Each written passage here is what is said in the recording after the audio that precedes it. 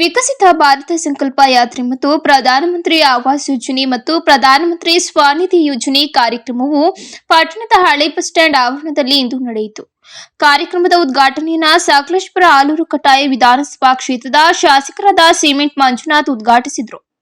ನಂತರ ಮಾತನಾಡಿದ ಅವರು, ಪ್ರತಿಯೊಬ್ಬ ಬಿಪಿಎಲ್ ಕಾರ್ಡ್ದಾರರಿಗೂ ಸುಮಾರು 5 ಲಕ್ಷದವರೆಗೆ ಚಿಕಿತ್ಸೆ ವೆಚ್ಚ ಮತ್ತು ಆಪರೇಷನ್ ವೆಚ್ಚವನ್ನು ಭರಿಸುವುದು, ಮಹಿಳೆಯರಿಗೆ ಉಜ್ವಲ ಗ್ಯಾಸ್ ಯೋಜನೆ, ಮಹಿಳೆಯರ ಸಬಲೀಕರಣಕ್ಕಾಗಿ 16 ಯೋಜನೆಗಳಾದ ಪ್ರಧಾನಮಂತ್ರಿ ಉಜ್ವಲ ಯೋಜನೆ, ಪ್ರಧಾನಮಂತ್ರಿ ಮುದ್ರಾ ಯೋಜನೆ, ಪ್ರಧಾನಮಂತ್ರಿ ಆವಾಸ್ ಯೋಜನೆ, ಗ್ರಾಮೀಣ ಸುಕನ್ಯಾ ಸಮೃದ್ಧಿ ಯೋಜನೆ, ಸಹಿ ಘೋಷಣೆ, ದೇಶ್ ರೋಷನ್ ಹಾಗೂ ನಿರ್ಲಕ್ಷಿತರಿಗೆ ಪ್ರಧಾನಮಂತ್ರಿ ಜನ್ಧನ್ ಯೋಜನೆ, ಪ್ರಧಾನಮಂತ್ರಿ ರಕ್ಷಣಾ ಭೀಮಾ ಯೋಜನೆ, ಪ್ರಧಾನಮಂತ್ರಿ ಜೀವನ್ ಜ್ಯೋತಿ ಭೀಮಾ ಯೋಜನೆ, ಅಟಲ್ ಪಿಂಚಣಿ ಯೋಜನೆ, ಪ್ರಧಾನಮಂತ್ರಿ ಸ್ವನಿಧಿ ಯೋಜನೆಗಳು ಹಾಗೂ ಕರ್ನಾಟಕದಲ್ಲಿ 4068 ಕಿಲೋಮೀಟರ್ ರಾಷ್ಟ್ರೀಯ ಹೆದ್ದಾರಿಗಳನ್ನು ನಿರ್ಮಿಸಲಾಗಿದೆ ಮತ್ತು ಬೀದಿ ಬದಿ ವ್ಯಾಪಾರಸ್ಥರಿಗೆ ಅನುಕೂಲವಾಗುವ ರೀತಿಯ ಶ್ಯೂರಿಟಿ ಇಲ್ಲದ ಸಾಲ ಸೌಲಭ್ಯ.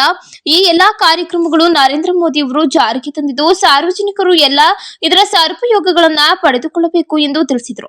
ಈ ದೇಶದ ಬಡವರ ಅಭಿವೃದ್ಧಿಗೋಸ್ಕರ, ಈ ದೇಶದ ಮಹಿಳೆಯರ ಅಭಿವೃದ್ಧಿಗೋಸ್ಕರ, ಈ ದೇಶದ ವಿದ್ಯಾರ್ಥಿಗಳ ಅಭಿವೃದ್ಧಿಗೋಸ್ಕರ, ಕಾರ್ಮಿಕರ ಅಭಿವೃದ್ಧಿಗೋಸ್ಕರ ಹಲವಾರು ಕಾರ್ಯಕ್ರಮಗಳನ್ನ ತಮ್ಮದೇ ಕೊಟ್ಟಿರಬಹುದು.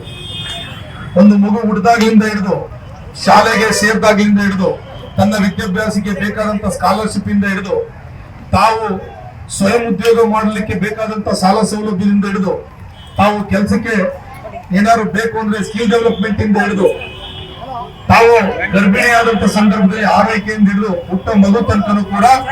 ಈ ಸಂದರ್ಭದಲ್ಲಿ ಪುರಸಭಾ ಮುಖ್ಯಾಧಿಕಾರಿ ರಮೇಶ್, ಕೆನರಾ ಬ್ಯಾಂಕಿನ ವ್ಯವಸ್ಥಾಪಕರು, ರೋಟರಿ ಸಂಸ್ಥೆಯ ಅಧ್ಯಕ್ಷರು, ಪುರಸಭಾ ಸದಸ್ಯರುಗಳು ಸೇರಿದಂತೆ ಮಹಿಳಾ ಸ್ವಸಹಾಯ ಸಂಘಗಳು ಭಾಗವಹಿಸಿದ್ರು.